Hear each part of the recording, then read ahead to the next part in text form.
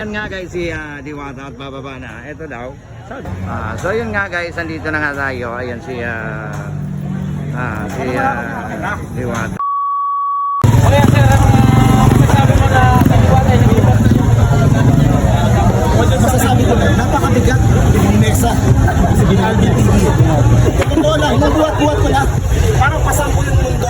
Ay, diba? So, sinisip ko sa sarili ko, ako nga, napakalaking sakripisyo naman magagawin ko na to para kay Alvin TV.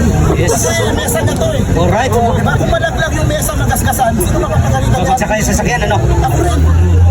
Saka okay lang yan, magaskasan yan. Pero yung kay Alvin TV na mesa, dapat perfect. Wow! Dapat maganda. Alright. Pag nagkasira yung nagaskasan yun, saan lalagay ni Alvin TV yung damit niya? Sa TV. Sabi nga sir, Kaya nga eh, dapat pagdating niya, perfect na yung kwarto. ayos na. Ayos na yung kwarto niya. Alright. Kaya sabi ko, di ba kung masira natin yung mesa, saan niya ilalagay yung mga damit niya? Brief. Brief. Ilalagay. Pantulog, saan ilalagay? Diba? Kaya maganda naman na, maganda na tayo para nakatulong tayo sa pagbubuhat ng table ni Alvin TV. Tsaka nakapasok ako doon sa bahay ni Rosmar na binigay kay Diwata. Anong spira sir, may aircon na ba sa loob?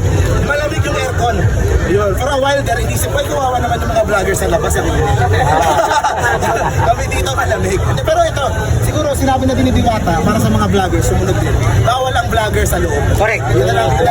Respeto. Respeto si Diwata. At least nakatapak sa loob, ano? Unless buhat-buhat mo yung mesa. yung table ni Alvin. Pwede ka pumasok pag buhat-buhat mo yung table ni Alvin. Pero pag papasok ka lang, hindi pwede. Magagalit si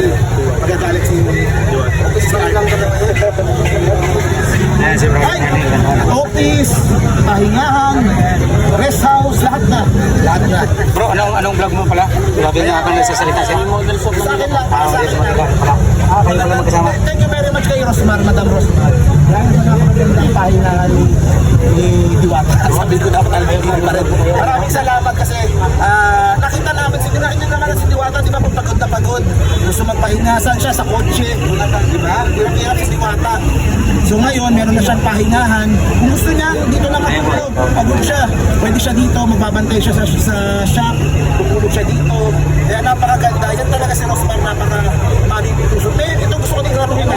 Kasi sabi ng iba, bakit daw si Rosmar tinutulungan si Diwata? May pera na si Diwata. Bakit hindi daw yung mahihirap yung tulungan ni Rosmar?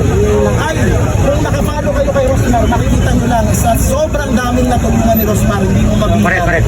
Ilan ang pinadala niya ng Gcash nung pandemic, nagko-community, ano pa yan? Yung pantry. Namimigay yan sa Sampaloc, pila yung mga tao, nasa puso talaga ni Rosmar yung tumulong. Yes, tumulong. Tumulong sa kapwa. Tumulong. Kaya talagang ayun na. Yan, tara. Yes, boss, nakapasok na yung table nyo. So yun guys, nandito yung isa sa mga binabatikos na vlogger. Alam nyo naman, ayan si Alvin TV. Pero yung mga basher niya lang yan. So, kanya-kanya tayong ano dito. Kaya sabi nga, kaya kung makikita nyo si Alvin TV, ayan, talaga naman.